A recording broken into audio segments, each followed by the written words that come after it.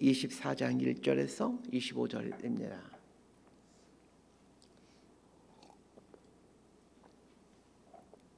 욥기 24장 1절에서 25절까지입니다. 제가 먼저 읽겠습니다. 어찌하여 적는 자는 때를 정해놓지 아니하셨는고, 그를 아는 자들이 그의 날을 보지 못하는고, 어떤 사람은 땅에 경격표를 옮기며 양떼를 빼앗아 기르며 과은 아기를 몰아가며 과부의 소를 볼모 잡으며 가난한 자를 길에서 몰아내나니 세상에서 학대받는 자가 다 스스로 숨는구나. 그들은 거친 광야의 들나귀 같아서 나가서 일하며 먹을 것을 부지런히 구하니 빈들이 그들의 자식을 위하여 그에게 음식을 내는구나. 밭에서 남의 꼴을 베며 악인이 남겨둔 포도를 따며 의복이 없어 벗은 몸으로 밤을 지내며 추워도 덮을 것이 없으며 산중에서 만난 소나기에 젖으며 가릴 것이 없어 바위를 안고 있느니라. 어떤 사람은 고아를 어머니의 품에서 빼앗으며 가난한 자의 옷을 벌모 잡음으로 그들이 옷이 없어 벌거벗고 다니며 곡식 이삭을 나르나 굶주리고 그 사람들의 담 사이에서 기름을 짜며 목말라 하면서 술투를 밟느니라. 성중에서 죽어가는 사람들이 신음하며 상한 자가 부르짖으나 하나님이 그들의 참상을 보지 아니하시느니라. 또 광명을 배반하는 사람들은 이러하니 그들은 그 도리를 알지 못하며 그 길에 머물지 아니하는 자라.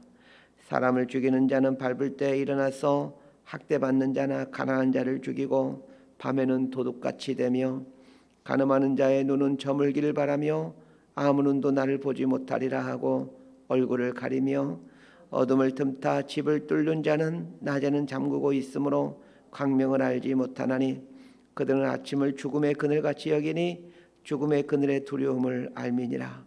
그들은 물 위에 빨리 흘러가고 그들의 소유는 세상에서 저주를 받나니 그들이 다시는 포도원 길로 다니지 못할 것이라. 가뭄과 더위가 눈 녹은 물을 곧 빼앗나니 수월이 범죄자에게도 그와 같이 하느니라. 모태가 그를 잊어버리고 구더기가 그를 달게 먹을 것이라. 그는 다시 기억되지 않을 것이니 부리가 나무처럼 꺾이리라. 그는 임신하지 못하는 여자를 박대하며 과부를 선대하지 아니하는도다.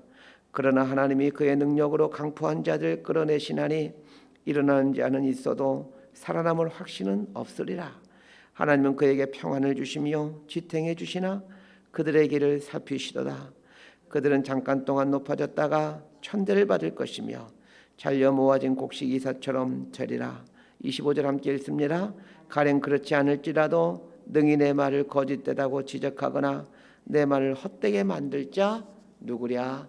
아멘. 창세기 1장 26절은 이렇게 말하고 있습니다. 하나님이 이르시되 우리의 형상을 따라 우리의 모양대로 우리가 사람을 만들고 그들로 바다의 물고기와 하늘의 새와 가축과 온 땅과 땅에 기는 모든 걸 다스리게 하자 하시고 하나님께서 사람을 만드셨습니다. 사람이라고 번역된 히브리어 단어가 아담입니다. 우리는 아담이 첫 번째 사람의 이름이라고 생각하지만 실은 아담이라는 말은 사람이라는 뜻입니다. 그런데 사람이라는 히브리어 단어가 아담이라는 말인데 이 아담이라는 말은 불구스름하다라는 뜻입니다. 왜 하나님은 인간을 규정하면서 불구스름하다라는 뜻인 아담이라고 명명했던 것일까요? 이 불구스름하다라는 말은 얼굴이 불구스름하다라는 말입니다. 이것은 사람의 얼굴 색깔이 불구스름하다 그런 뜻이 아닙니다. 모든 동물 중에 유독 상황에 따라 얼굴이 불구스름해지는 것은 인간밖에 없습니다. 언제 사람의 얼굴이 불구스름해집니까?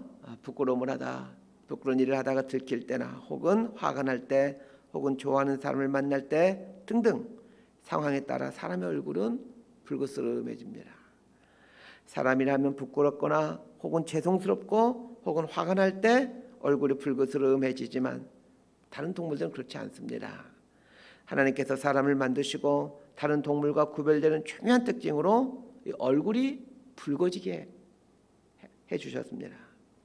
얼굴이 붉어진다라는 말은 상황을 해석하는 능력이 있다라는 말입니다. 이 상황이 부끄러워해야 되는 상황인지 또 분노해야 되는 상황인지를 아는 능력이 있다라는 말입니다. 하나님께서 인간을 만드실 때 우리의 형상을 따라 사람을 만들자라고 했습니다. 그런 측면에서 하나님 역시 인간처럼 얼굴이 붉어지는 분이심을 알게 됩니다. 그렇다고 하나님 얼굴이 사람처럼 생겼다 그런 뜻이 아닙니다. 얼굴이 붉어진다는 것은 상황을 해석하고 상황에 따라 감정을 표현할 수가 있다는 말입니다. 사람이 이렇게 지어진 존재에게 하나님과의 교제가 가능한 겁니다. 오늘 본문은 욥이 하나님을 향하여 세상의 부조리에 대해서 항의하고 있는 내용입니다. 하나님께 항의하는 욥의 얼굴이 붉으스름해졌을 겁니다. 우리는 욥기를 보면서 인간만이 하나님께 항의할 수 있는 존재라는 것을 알게 됩니다. 이 세상에 존재하는 어떤 동물들도 이 세상이 왜 이 모양이냐고 항의하는 그런 동물은 없습니다. 자신의 눈앞에서 자기 새끼가 사자에 의해 잡아먹히는 비극을 겪으면서도 하나님 왜 이런 비극이 나에게 일어나는 것입니까? 항의하는 동물은 없습니다. 유독 인간만이 하나님께 항의할 수 있는 유일한 존재입니다. 욥이 하나님께 항의하는 걸 보면서 하나님께서 인간을 하나님께 항의할 수 있는 존재로 만들어 주셨다라는 것을 알게 됩니다. 자, 1절 말씀 함께 읽겠습니다. 1절입니다. 시작. 어찌하여 전능자는 때를 정해놓지 아니하셨는고 그를 아는 자들이 그의 날을 보지 못하는고. 자, 24장의 시작은 어찌하여라는 말로 시작하고 있습니다. 어찌하여라는 부사에 욥의 심정이 고스란히 들어 있습니다. 도저히 이 상황을 받아들일 수 없기에 하나님께 항거하는 욥의 아픈 마음이 들어 있죠. 우리가 살아가는 이 세상이 이렇습니다. 어찌하여라는 하나님에 대해 대항할 수밖에 없는 이런 상황이 버젓이 일어나고 있는 것이 우리가 살아가고 있는 이 세상입니다. 우리 주님께서도 하나님을 향하여 어찌하여라는 말을 사용해야 되는 처지에 처한 적이 있었습니다. 아버지여 아버지여 어찌하여 나를 버리시나이까. 이렇게 절규를 하셨습니다. 하나님에 대하여 너무 잘 알고 계시는 예수님께서도 하나님을 향하여 어찌하여 라는 절규를 하셨다라면 하물며 하나님에 대한 지식이 거의 전무한 우리들이야 오죽하겠습니까? 꼭 기억하십시오. 우리가 살아가는 이 세상은 하나님을 향해 어찌하여라는 절규를 할 수밖에 없는 이런 부조리의 세상이라는 것을 말입니다. 믿음을 갖고 사는 것이 참으로 어려운 것은 어찌하여의 상황이 빈번하게 일어나는 부조리의 세상에서 믿음을 갖고 살아야 되기 때문에 그래서 힘이 드는 겁니다. 하나님이 섭리하시는 이 세상이 쉽게 이해가 되고 쉽게 받아들일 수 있는 상황들만 생겨나게 된다면 믿음의 삶을 사는 게 그리 어렵지 않습니다. 악인들이 죄를 짓는 즉시 하나님의 심판이 그 악인에게 임하고 하나님 앞에 바르게 살고자 하는 의인들이 의를 선택하며 살 때마다 즉각 복을 내려주는 그런 세상이라면 믿음의 삶을 사는 게 그리 어렵지 않습니다. 오히려 악인에게 심판이 임하지 않고 의인에게 고난이 임하는 상황들이 펼쳐지게 하므로 우리의 믿음이 도전을 받게 합니다. 진짜로 믿음을 갖고 살아야 되나 끊임없이 갈등을 하게 합니다. 오늘 본문에서 욥이 하나님께 항의하는 것이 무엇입니까? 하나님에 대해 악인을 심판하신 분으로 이해하고 있는데 실제 삶에서는 악인이 심판받는 때가 일어나지 않는다는 것입니다. 1절 하반절에 그를 아는 자들이 그의 날을 보지 못하는고 이렇게 나와 있는데 이 말 뜻은 악인이 심판받는 날을 사람들이 보지 못하고 있다라는 말입니다. 그리스도인으로 믿음의 삶을 살기 위해서 꼭 알아야 될 것이 이 악인의 문제입니다. 믿음의 삶을 살아보기 위해서 진지하게 고민하는 사람은 반드시 그 종착점에서 악인의 삶에 대해서 깊이 생각할 수밖에 없습니다. 그래서 성경이 악인의 삶에 대해서 끊임없이 말해주고 있는 겁니다. 대충 살려고 하면 악인이 잘되든 말든 심판을 받든 말든 신경 쓰지 않습니다.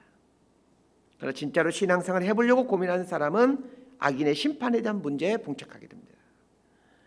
그리고 악인의 삶에 대한 나름대로 정리를 해야만 그제서야 비로소 믿음의 삶을 살 수가 있게 됩니다.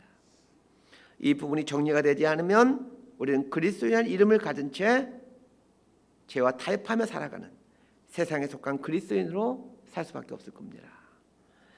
악인에 대한 심판이 임하지 않는 것에 대해서 욥이 항의합니다. 이 말은 욥이 어떻게 해서든지 의롭게 살아보려고 한다는 것을 말해줍니다. 그런 측면에서 우리 또한 악인이 심판받지 않는 것에 대해 하나님께 항의할 줄 알아야 합니다. 악인이 심판받지 않는 것에 대해 항의를 한다는 것은 내가 악인의 길을 가지 않으려고 애쓴다라는 말입니다. 자신이 악인의 길을 걸어가면서 왜 악인을 심판하지 않는 겁니까? 이렇게 항의하는 사람은 없습니다.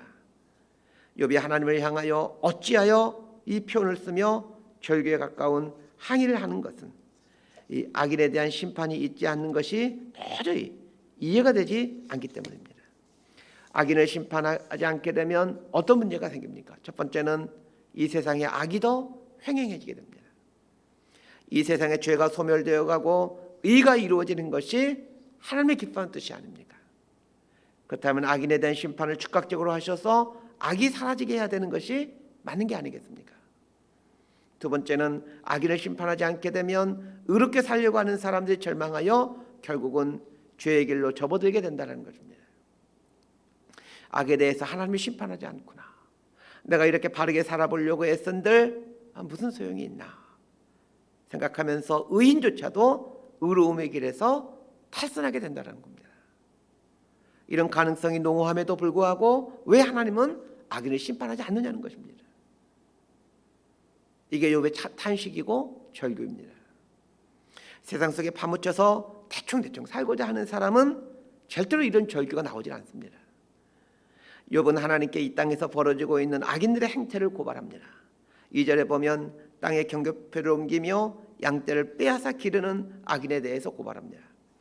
지금이야 땅에 대한 명확한 경계가 있어서 분쟁이 있을지 지적도를 통해 판가름할 수 있지만 수천 년 전에 이런 게 어디 있겠습니까? 대충 돌무더기로 경계를 삼고 있었습니다. 문제는 땅의 경계를 삼고 있는 돌무더기를 몰래 옮겨놓고는 자기 땅이라고 주장한다는 겁니다. 그렇게 해서 약한 사람이 이제 그 연약한 사람들의 땅을 빼앗아가곤 했습니다.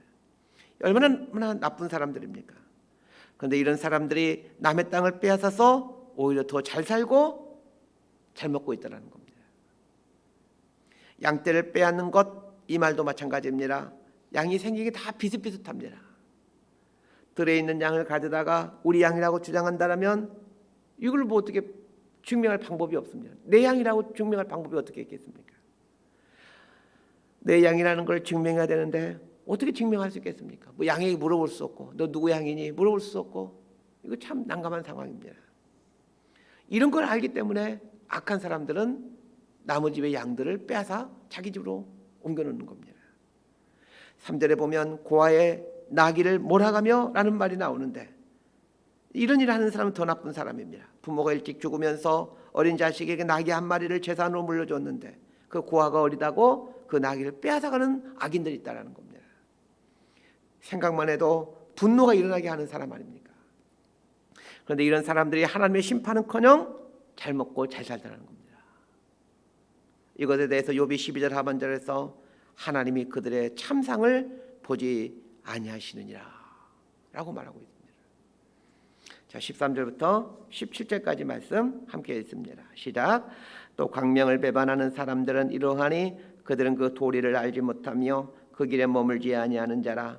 사람을 죽이는 자는 밝을 때 일어나서 학대받는 자나 가난한 자를 죽이고 밤에는 도둑같이 되며 간음하는 자의 눈은 저물기를 바라며 아무 눈도 나를 보지 못하리라 하고 얼굴을 가리며 어둠을 틈타 집을 뚫는 자는 낮에는 잠그고 있으므로 광명을 알지 못하나니 그들은 아침을 죽음의 그늘같이 여기니 죽음의 그늘의 두려움을 알미니라. 13절에서 17절에 나온 악인은 1절부터 12절에 나온 악인과는 조금 다른 모습을 갖고 있습니다. 1절에서 12절에 등장하는 악인이 자신의 배를 채우기 위해 다른 사람의 소유를 빼앗는 그런 유형이라면 13절부터 17절에 나오는 악인은 양심이 화인 맞은 악인들에 대한 이야기입니다. 13절에 광명을 배반하는 사람들이라고 나와 있습니다. 광명이라는 것은 빛, 양심, 율법 이런 걸 의미한다고 보시면 됩니다. 하나님께서 유독 인간에게 양심을 주셨습니다. 다른 동물들에게는 양심이 없죠. 양심 때문에 인간의 얼굴이 불그스름해지는 겁니다. 그러면서 첫 번째 사람의 이름을 아담이라고 지으신 것은 인간에게만 양심이라는 것을 두어서 인간을 창조했기 때문일 겁니다. 그런데 사람들 중에는 이 양심이 화인맞아 양심이 전혀 작동하지 않는 그런 악인들도 있다라는 겁니다. 그 사람들이 어떤 사람들입니까? 한밤중이나 새벽에 다른 사람들이 자고 있을 때 몰래 들어가서 사람을 죽이고 물건을 훔쳐오는 사람들이 첫 번째이고, 밤을 틈타 강간과 간음을 일삼는 자들이 두 번째이고, 낮에는 자고 밤에는 도둑질을 일삼는 자들이 양심이 화인맞은 사람들이라고 말을 합니다. 욥이 하나님께 악랄한 악인들의 삶을 고발하고 있는 이유가 무엇입니까? 이런 의미일 겁니다. 하나님, 이렇게 악랄하게 살아가는 악인들에 대해서는 전혀 심판하지 않으면서 왜 저에게는 이런 고난을 주시는 것입니까? 저는 도저히 이해할 수 없습니다. 이런 의미입니다. 18절에서 25절까지 말씀 함께 읽습니다. 시작. 그들은 물 위에 빨리 흘러가고 그들의 소유는 세상에서 저주를 받나니 그들이 다시는 포도원 길로 다니지 못할 것이라. 가뭄과 더위가 눈 녹은 물을 곧 빼앗나니 수월이 범죄자에게도 그와 같이 하느니라. 모태가 그를 잊어버리고 구더기가 그를 달게 먹을 것이라. 그는 다시 기억되지 않을 것이니 부리가 나무처럼 꺾이리라. 그는 임신하지 못하는 여자를 박대하며 과부를 선대하지 아니하는도다. 그러나 하나님이 그의 능력으로 강포한 자들 끌어내시나니 일어나는 자는 있어도 살아남을 확신은 없으리라. 하나님은 그에게 평안을 주시며 지탱해 주시나 그들의 길을 살피시도다. 그들은 잠깐 동안 높아졌다가 천대를 받을 것이며 잘려 모아진 곡식 이삭처럼 되리라. 가령 그렇지 않을지라도 능히 내 말을 거짓되다고 지적하거나 내 말을 헛되게 만들 자 누구랴. 1절에서 17절 동의 욥은 악인에게 하나님의 심판이 없는 것을 항의하고 있었습니다. 그런데 18절부터 갑자기 분위기가 좀 달라집니다. 18절부터 나오는 내용은 하나님께서 악인을 심판하신다는 겁니다. 이걸 어떻게 해석해야 되겠습니까? 저는 이 부분을 이렇게 해석하고 싶습니다. 욥이 악인들의 행태를 고발하면서 하나님, 세상에는 이런 악랄하고 극악무도한 악인들이 횡행하고 있습니다. 왜 이런 악인들을 심판하지 않고 하나님 앞에서 바르게 살아보려고 애를 쓰는 저에게는 이런 고난이 있는 것입니까? 이해할 수 없는 이 하나님의 섭리 때문에 제가 너무 힘이 듭니다. 저도 악인들처럼 제 배를 채우며 나의 욕심을 위해 살고 싶은 유혹을 느끼곤 합니다. 하나님 듣고 있다라면 말씀 좀 해주십시오. 그러나 하나님, 지금 내 눈에 보기에는 악인들이 심판을 받지 않고 형통하는 삶을 사는 것처럼 보이지만 언젠가는 하나님께서 그들을 심판하실 것을 압니다. 아니, 반드시 그렇게 될 겁니다. 이렇게 자기 자신을 추스르는 내용이 18절부터 25절까지 내용입니다. 욥이 악인이 반드시 심판받으실 것입니다 라고 확신하는데, 사실 이 부분을 잘 읽다 보면 그 욥의 고통이 느껴집니다. 오죽 갈등이 되었으면 흔들리고 있는 자기 마음을 붙들기 위해서 하나님께서 반드시 악인을 심판하실 겁니다, 하나님께서 반드시 악인을 심판하실 것입니다 이러면서 자기 영혼에게 외치고 있겠습니까? 악인이 심판받지 않고 의인이 고난을 당하는 현실에서 정작 힘이 드는 것이 자기 영혼입니다. 자기 영혼이 하나님에 대해서 자꾸 흔들리고 절망하고 있는 것이 지금 견딜 수 없는 그런 고통인 거죠. 시편 42편에 보면 시편 기자가 이렇게 고백하고 있습니다. 하나님이여, 사슴이 시냇물을 찾기에 갈급한 같이 내 영혼이 주를 찾기에 갈급하나이다. 내 영혼이 하나님, 그 살아계신 하나님을 갈망하나니 내가 어느 때에 나아가서 하나님의 얼굴을 배울까? 사람들이 종일 내게 하는 말이 네 하나님이 어디 있느냐 하오니 내 눈물이 주야로 내 음식이 되었도다. 내가 전에 성의를 지키는 무리와 동행하여 기쁨과 감사의 소리를 내며 그들을 하나님의 집으로 인도하였더니 이제 이 일을 기억하고 내 마음이 상하는도다. 내 영혼아, 네가 어찌하여 낙심하며 어찌하여 내 속에서 불안해하는가? 너는 하나님께 소망을 두라.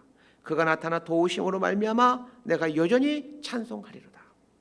이 시편을 보게 되면 시편 기자와 함께 신앙생활 하던 자들이 다 믿음에서 떠나고, 그들이 떠나면서 시편 기자에게 말합니다. 하나님이 어디 있느냐? 이렇게 조롱합니다. 왜 믿음에 있던 사람들이 다 떠나겠습니까? 악인에 대한 심판이 임하지 않는 걸 보면서, 또한 의인에 대해서는 오히려 고난이 임하는 걸 보면서 사람들은 하나님을 떠납니다. 그러면서 시편 기자에게 하나님이 어디 있느냐 삿대질하며 항의하는 겁니다. 사람들이 믿음의 길에서 떠나는 것도 마음 아프지만 정말 힘이 드는 것은 이 자신의 마음, 자신의 영혼이 흔들리고 있다는 겁니다. 그래서 시편 기자는 내 영혼아, 자기 영혼에게 명령하는 겁니다. 네가 어째여 낙심하며 어째여 내 속에서 불안해하는가. 이렇게 자기 영혼을 향해 외치고 있는 겁니다.